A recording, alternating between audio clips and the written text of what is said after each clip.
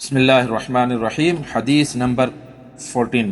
حدثنا أبو اليمان قال أخبرنا شعيب قال حدثنا أبو الزناد عن الأعرج عن أبي هريرة رضي الله عنه أن رسول الله صلى الله عليه وسلم قال: فوالذي نفسي بيده لا يؤمن أحدكم حتى أكون أحب إليه من والده وولده. نبی علیہ الصلوۃ والسلام کی اس حدیث کا اردو ترجمہ ہے کہ بے شک رسول اکرم صلی اللہ علیہ وسلم نے فرمایا، قسم ہے اس ذات کی جس کے ہاتھ میں میری جان ہے، تم میں سے کوئی بھی ایماندار نہ ہوگا جب تک کہ میں اس کے والد اور اولاد سے بھی زیادہ اس کا محبوب بن جاؤں. In English, if we translate it would be narrated by Abu Hurairah radiallahu ta'ala anhu. Allah's apostle said, by him in whose hands my life is, none of you will have faith till he loves me more than his father and his children.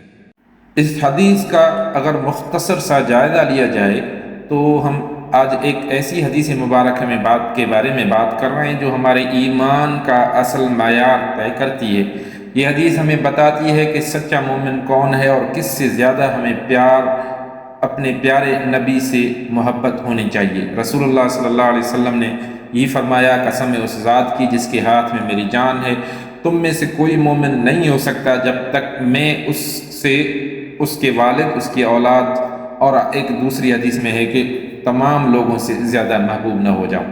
میرے بھائیوں اور بہنوں، یہ حدیث ہمیں ایک بہت بڑی سچائی بتا رہی ہے کہ ایمان صرف زبان سے کلمہ پڑھ لینے کا نام نہیں، بلکہ دل کی گہرائیوں سے رسول اللہ صلی اللہ علیہ وسلم سے سچی محبت کا نام ہے. محبت کی نشانی کیا ہے؟ جب انسان کسی سے محبت کرتا ہے تو اس کی بات مانتا ہے، اس کے طریقے کو اپناتا ہے، اس پر جان نشاور کرتا ہے. تو سوچو، کیا ہم نے کبھی یہ سوچا کہ رسول اللہ صلی اللہ علیہ وسلم کی سنت کو چھوڑ کر ہم کس کے راستے پہ چل رہے ہیں؟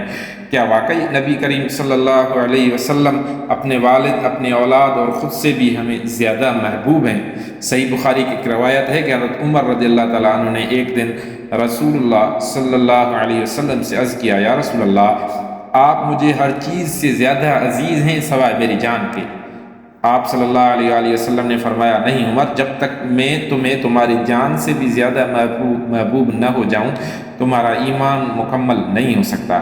حضرت عمر نے فوراً کہا، اب آپ مجھے میری جان سے بھی زیادہ عزیز ہیں. آپ صلی اللہ علیہ وآلہ وسلم نے فرمایا، اب اے عمر، تمہارا ایمان مکمل ہوا. ہم سب کو اپنا جائزہ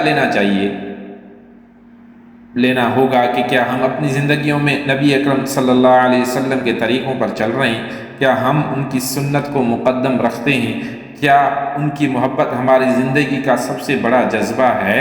اگر نہیں تو آئیے آج سے عہد کریں کہ ہم اپنی ہر بات، ہر قدم، ہر فیصلہ نبی صلی اللہ علیہ وسلم کی محبت کے تابع بنائیں گے. اللہ تعالی ہمیں رسول اللہ صلی اللہ علیہ وآلہ وسلم سے سچی محبت نصیب فرمائے، ایسی محبت جو ہمیں ان کے نقش قدم پر چلنے والا بنائے.